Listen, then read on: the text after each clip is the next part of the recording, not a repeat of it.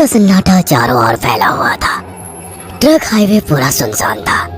चारों ओर ठंड से हाड़ कपा देने वाली ठंड चल रही थी। हाईवे के चारों ओर घना जंगल था। उसी हाईवे पर एक मर्सिडीज दौड़ रही थी।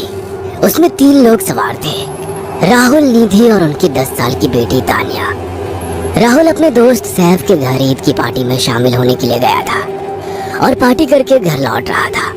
निधि ने मुस्कुराकर ड्राइव करते हुए राहुल से कहा, कुछ भी कहो राहुल, आज तो ईद की पार्टी में मजा आ गया। हाँ, मेरा दोस्त बहुत ही बिंदास और हंसी मजाक करने वाला व्यक्ति है। मैंने देखा उसके घर पर शहर की एक से एक बड़ी हस्ती थी, मगर फिर भी वो उन सबको इग्नोर करके हमें इम्पोर्टेंस दे रहा था। हाँ, देगा क्यों नहीं, आखिर मेरा दोस्त जो है। सच में राहुल, अमेरिका से इंडिया लौटकर बहुत अच्छा फील हो रहा है। वैसे तुम्हारा दोस्त सचिन अभी तक नहीं आया अमेरिका से? निधि की बात सुनकर राहुल चौंक कर बोला, ओह शिट यार, उसका फोन आया था कि वो इंडिया आ रहा है। उसने बोला था कि मुझे एयरपोर्ट पर पिक कर ले। निधि बहुत नाराज होगा वो। कोई बात नहीं, उससे बोल देना कि तुम्हें बिल्कुल याद नहीं रहा और फिर तुम्हें सैफ की इनवाइट की हुई ईद पार्टी में भी तो शामिल होना था। निधि ने इतना बोला ही था कि उसकी बेटी तानिया ने अपनी माँ की ओर देखकर कहा, मुझे भूख लगी है माँ, और प्यास भी। तानिया की बात पर निधि ने बुरा सा मुंह बनाकर उसकी ओर देखकर कहा, पार्टी में तो इतना खाया था तुमने, फिर भी भूख लगी है। निधि की बात पर तानिया ने मासूम सा चेहरा बनाकर कहा, कोई बात नहीं मम्मी, मुझे पानी ही पिला दीजिए। कितनी बार बोला है मुझे मम्मी मत बोला करो। पानी अभी नहीं है, आगे जाकर कोई शॉप पड़ेगी तो बोतल खरीद के दे दूंगी। निधि की बात पर राहुल ने मुस्कुराकर कहा, छोटी बच्ची है निधि, इतना नाराज होना सही नहीं है। राहुल ने इतना कहा ही था कि अचानक एक काली परछाई राहुल की कार के सामने आकर खड़ी हो गई। राहुल के पैर अचानक ब्रेक पर पड़ गए। गाड़ी तेज रफ्तार में थी। ब्रेक अचानक लगने से पलटते पलटते बाल बाल बची थी। राहुल के चेहरे पर भयानक ठंडी में भी पसीने की बूंद टपकने लगी। वो दोनों कार से बाहर निकल आए। निधि ने डरते हुए कहा, आखिर कौन था ये? हाँ, ऐसा लगा जैसे कि कोई भयानक काली परछाई मेरे कार के सामने आकर खड़ी हो गई हो। वो दोनों काली रात के सन्नाटे में इधर उधर देखने लगे। तभी निधि को एक घने पेड़ के पास तो चमकीली हुई आंखें दिखाई दी। उसकी आंखें बिल्कुल भेड़ियों की तरह लग रही थी। निधि ने चीखते हुए राहुल से कहा, राहुल देखो कौन है वो, जल्दी से गाड़ी में बैठो, मुझे बहुत डर लग रहा है। राहुल ने उस तरफ देखा तो उसके रोंगटे खड़े हो गए।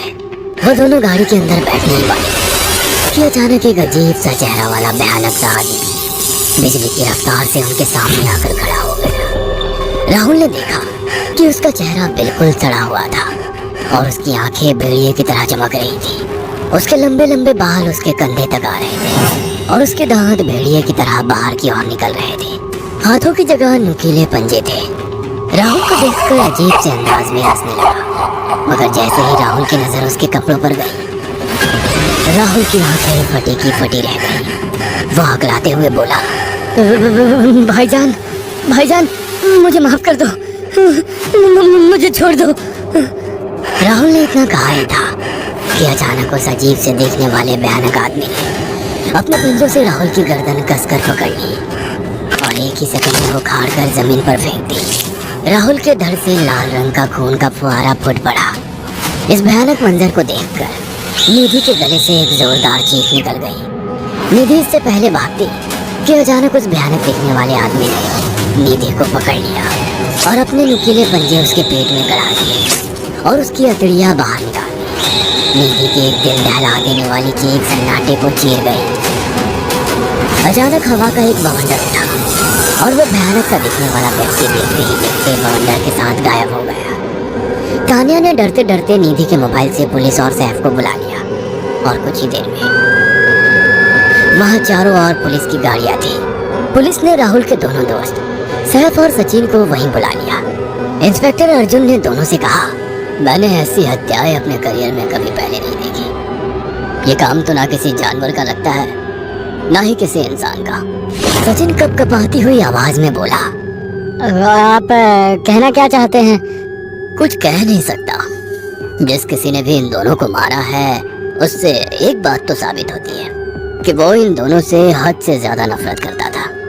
अब सारी सच्चाई तो ये बच्ची ही बता सकती है। इतना बोलकर इंस्पेक्टर अर्जुन तानिया के पास चला गया जो बेहद डरी हुई थी। तानिया ने आंखों देखी सारी घटना इंस्पेक्टर अर्जुन को बता दी। तानिया की बात सुनकर इंस्पेक्टर अर्जुन कंफ्यूज चेहरा लेकर मोबाइल पर किसी से बात करने लगे। सचिन इंस्पेक्टर के पास आ गया और सैफ भी डरता हुआ इंस्पेक्टर अर्जुन के पास आकर बोला, क्या हुआ इंस्पेक्टर? तानिया ने क्या बताया? उसने जो बताया वो काबिल यकीन नहीं है। उसकी बात पर किसी भी तरह से यकीन नहीं किया जा सकता। फिर भी कुछ तो बताया इंस्पेक्टर। हाँ, उस बच्चे के मुताबिक एक भूत ने निधि और राहुल को बड़ी बेदर्दी से मारा है। इंस्पेक्टर की बात सुनकर दोनों बुरी तरह से चौंक गए। क्या मतलब है इस बात का? बच्ची बेहद डरी हुई है। हम आगे की तफ्तीश जारी रखेंगे। निधि और राहुल तो चले गए, अब तानिया को मैं रख लूंगा। नहीं, राहुल मेरा अच्छा दोस्त था। तानिया अब मेरे साथ रहेगी। देखिए, बच्ची के माँ बाप अब इस दुनिया में नहीं है और आप दोनों भी शादीशुदा है। मुझे नहीं लगता कि आप दोनों बच्ची की सही से देखभाल कर सकते हैं। मेरी कोई औलाद नहीं है। मैंने अपनी पत्नी को फोन कर दिया है, वो भी IPS ऑफिसर है। ये बच्ची आज से मेरे साथ रहेगी। उसका मासूम चेहरा मेरे दिल में उतर गया है। अब तुम दोनों जा सकते हो। पूछताछ के लिए मैं जब भी तुम्हें बुलाऊं तुम दोनों आ जाना।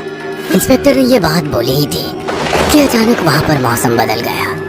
चारों ओर काली घटाएं छा गई और एक भयानक बवंडर उठा और देखते ही देखते सब पुलिस वालों के सामने वो भयानक चेहरे वाला आकार सबके सामने खड़ा हो गया। उसको देखकर सबके रोंगटे खड़े हो गए। देखते ही देखते उसने अपने भयानक पंजे सैफ की आंखों में डालकर उसकी आंखें निकाल ली।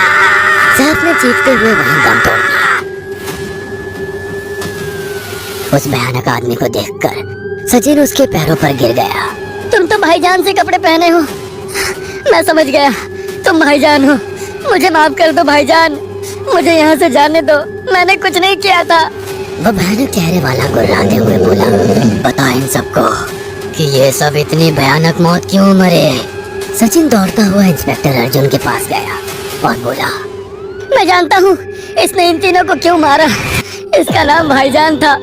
जब ये जिंदा था ये किसी का भाई किसी की जान था। बहुत साल पहले ये हम सबका बहुत अच्छा गहरा दोस्त और बिजनेस पार्टनर था। ये सबकी बहुत मदद किया करता था। इसकी प्यारी सी बेटी थी तानिया, जो इस वक्त कार के अंदर बैठी हुई है। ये इसी की बेटी है। भाईजान अपने सारे पैसों से एक बहुत बड़ा हॉस्पिटल खोलना चाहता था जिससे गरीबों का मुफ्त इलाज किया जा सके, मगर हम तीनों इसके लिए तैयार नहीं थे। हमारी नीयत उसकी दौलत पर खराब थी और एक दिन हम सब धोखे से ईद के दिन भाईजान को यहाँ ले आए और इसे मारकर फेंक दिया। तो फिर तुम सबने इसकी बेटी को क्यों जिंदा छोड़ दिया?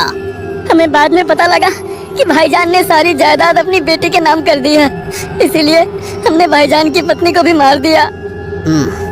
और तानिया का तुम 18 साल की उम्र पूरी करने का इंतजार कर रहे थे ताकि सारी जायदाद अपने नाम करा सको और बाद में उसे भी ठिकाने लगा सको।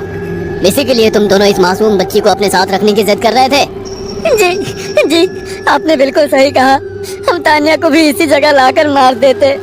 सचिन की बात सुनकर इंस्पेक्टर अर्जुन की आंखों में खून उतर आया। इंस्पेक्टर अर्जुन के कुछ कहने से पहले ही भाईजान बिजली की रफ्तार से इंस्पेक्टर अर्जुन की आंखों के सामने से सचिन को पकड़कर ले गया और उसके शरीर के टुकड़े टुकड़े कर दिए और हवा में उठे एक तेज बवंडर के साथ गायब हो गया।